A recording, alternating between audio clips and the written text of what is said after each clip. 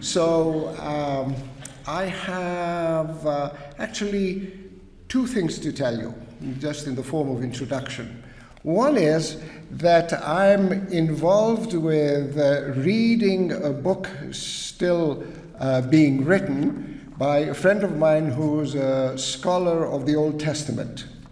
And he's writing a book on Job, giving it a different interpretation.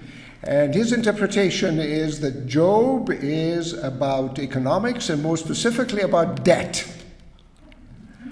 And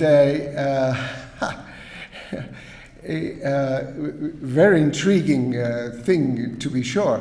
And the two systems that he describes that are opposed to each other is the so-called tributary system, which is the elites, the governing elites and the managerial elites that first terrorize any population, and then once things have calmed down, that is to say there is peace, then they use peaceful means, as it were, to extract wealth from other people, and that's through debt.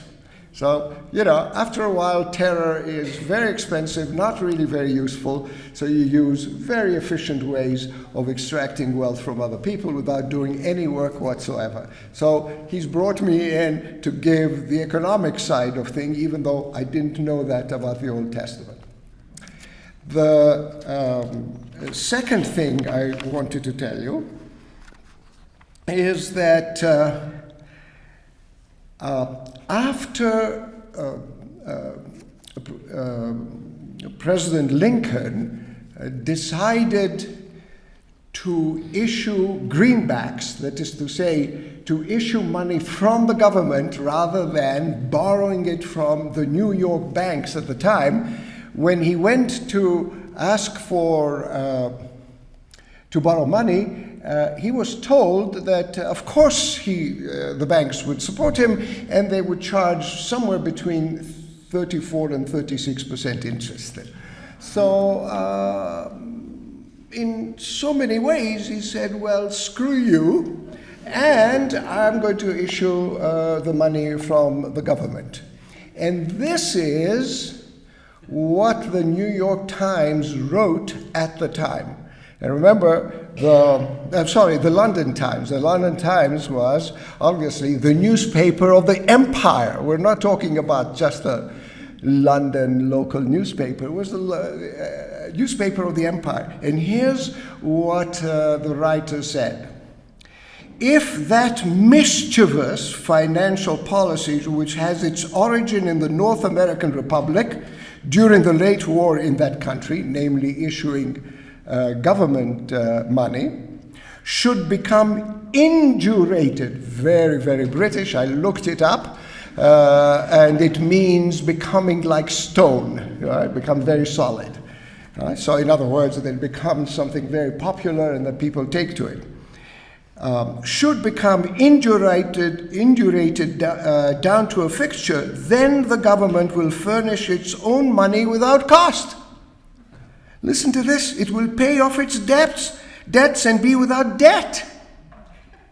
It will become prosperous beyond precedent in the history of the civilized governments of the world. The brains and wealth of all countries will go to North America. That government must be destroyed, or it will destroy every monarchy on the globe. Hey, this is the London Times. This is authoritative stuff. So don't doubt that it's the truth. Okay, so here's Michael Melio. Have a grand time.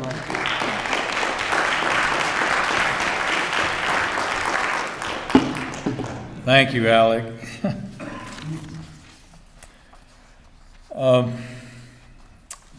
I'm going to present a 30,000-foot view of the differences between the private and the public banking models, which you can view on these screens behind me. The following two slides will attempt to answer three questions. What happens to the money you pay in taxes and fees to your city, county, and state? Where does it go? How is it used? But first, some statements of fact that will be assumed throughout this presentation. First, banks are not intermediaries between depositors and borrowers. They do not transfer funds from depositor A's account to borrower B's account when the bank issues a loan to borrower B. Empirical studies have shown that banks are doing something much more significant. And the second point, which is the point of it, banks create credit. By far, the most significant role of a bank is its activity of credit creation. Banks create new money when they issue loans.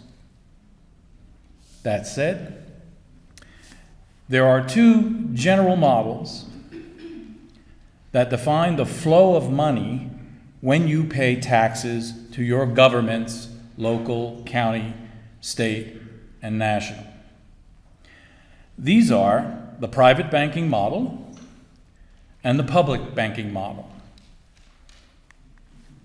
On the slide behind me, you'll see an analysis or structure of the private banking model. By far, the for-profit private banking system is dominant, controlling more than 98% of the credit markets in this country. That's quite an impressive number. In fact, there is only one public bank in the United States, and that's the State Bank of North Dakota. So looking at the private banking model on the screen, we see that our labor produces a medium of economic exchange. We call it money.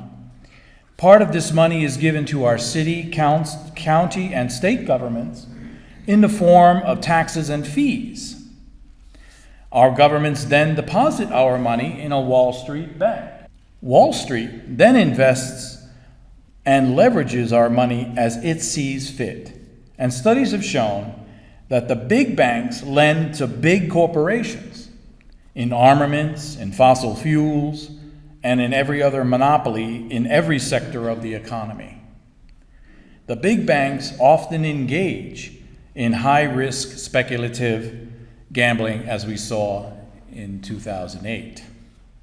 Most importantly about this model, studies have shown that the private banking system fosters a mass exodus of public wealth from the local community to the coffers of the privately owned banks on Wall Street. Central to this model is the private ownership of the money supply, with hidden, often secretive actors owning obscene sums of money and using their vast wealth to corrupt our political processes and institutions. The now all too familiar boom and bust cycles of the economy is testament to the failings of this private banking system. In this banking model, the power of credit creation is in private hands to be used as they see fit and for their own purposes and designs. The private banking model produces concentrated wealth and creates monopolies in every sector of the economy. In contrast, if you look at this model on the screen, when a public bank is established in your city, county, or state, the circle of money within the community is complete. Money is paid in taxes, deposited with the city, county, or state-owned bank, and when loans are issued for development, new money is created, adding more wealth to the community, which in turn creates more taxes, completing the circle of community investment. So there's a closed loop in this system. In this public banking model, the powerful engine of credit creation is restored to the people and used for the common good. With a public bank, the money is kept in the community, and if interest is charged, the interest then becomes a public asset to be used for the public good and returned to the community, according to its banking charter. In this model, a feedback loop of the money supply creates a powerful engine for the community health and well-being, creating the possibility to build a more just and sustainable society. Huge sums of money previously paid in interest to the Wall Street banks are now funneled back into the community. I hope that our representatives in government can now see that there are really only two options before them: a private banking system that is designed to enrich Wall Street, and a public banking system designed from the outset to service the public good. By establishing public banks in cities and counties in the state of Colorado, government can restore the power of credit creation to the people, even as Thomas Jefferson instructed us 2 centuries ago. So with that, thank you. Earl, you want to come on up and introduce?